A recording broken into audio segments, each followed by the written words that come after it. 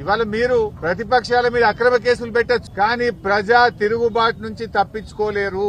ఇవాళ నేను అడుగుతా ఉన్నా, ఎవరు జరిగినా బీఆర్ఎస్ కుట్ర అంటాడు. మొన్నటిదాకా నిరుద్యోగ యువత అశోక్ నగర్ లో ఎస్సీ ఎస్టీ బీసీలకు అన్యాయం జరుగుతా ఉంది, జీవో 29 రద్దు చేయండి అని చెప్పి అశోక్ నగర్ లో నిరుద్యోగ యువత రోడ్ల మీదకి వస్తే అది దాని వెనుక బీఆర్ఎస్ పార్టీ ఉందని రేవంత్ రెడ్డి గారు మాట్లాడుతూ ఉంటారు. రైతులు మా పత్తికి వరికి మద్దతు ధర రావడం లేదు, రైతు భరోసా రాలేదు, రైతులకు రుణమాఫీ కాలేదని రైతులు రోడ్ల మీదకి వస్తే బీఆర్ఎస్ పార్టీ రైతుల చేత ధర్నా చేయిస్తుందని ముఖ్యమంత్రి గారు మాట్లాడుతూ ఉంటారు. మా స్పెషల్ పోలీసులు మాకు ఏక్ పోలీసింగ్ పద్ధతి కావాలి, మా సరెండర్ లీవులు మాకుండాలి, మమ్మల్ని ఇబ్బంది పెడుతున్నారని పోలీసులు రోడ్ల మీదకి వచ్చి ధర్నాలు చేస్తే దాని వెనుక బీఆర్ఎస్ పార్టీ కుట్ర ఉందని రేవంత్ రెడ్డి గారు మాట్లాడుతుంటారు. గురుకుల విద్యార్థులు ఈ పురుగులన్నం మేము తినలేకపోతా ఉన్నాం, మాకు నీళ్ల చారుతో మేము తినలేకపోతున్నాం అని గురుకుల విద్యార్థులందరూ రోడ్ల మీదకి వచ్చి ధర్నాలు చేస్తుంటే ఇది బీఆర్ఎస్ వాళ్ళే చేయిస్తుండ్రని ముఖ్యమంత్రి గారు మాట్లాడతారు. చివరికి ఆయన స్వంత నియోజకవర్గంలో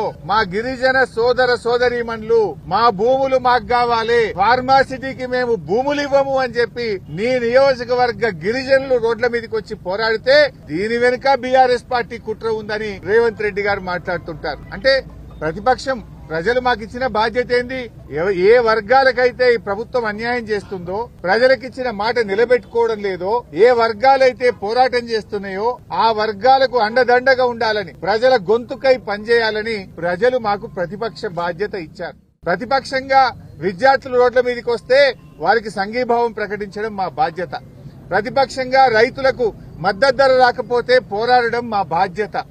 ప్రతిపక్షంగా నిరుద్యోగ యువకులకు అన్యాయం జరిగితే పోరాడడం మా బాధ్యత.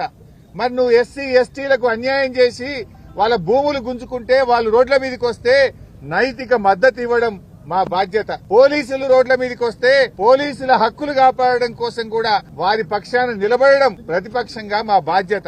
లేకపోతే ఏం చేయాలి? నువ్వు చేసే తప్పులకు, నువ్వు చేసేటువంటి నేరాలకు, నువ్వు చేసేటువంటి అక్రమాలకు మేము చిరుతలు వాయిస్తూ నీకు చెక్క భజన చేయాలనా? చిరుతలు వాయిస్తూ నువ్వు చేసే తప్పులకు మేము భజన చేయాలనా? నీ తప్పులను ఎత్తి చూపడమే మా బాధ్యత. నువ్వు చేసే అన్యాయాలను, అక్రమాలను ఎదిరించడమే మా బాధ్యత. పీడిత ప్రజలకు, పీడిత వర్గాలకు అండదండగా నిలబడడమే ప్రతిపక్షంగా మా బాధ్యత.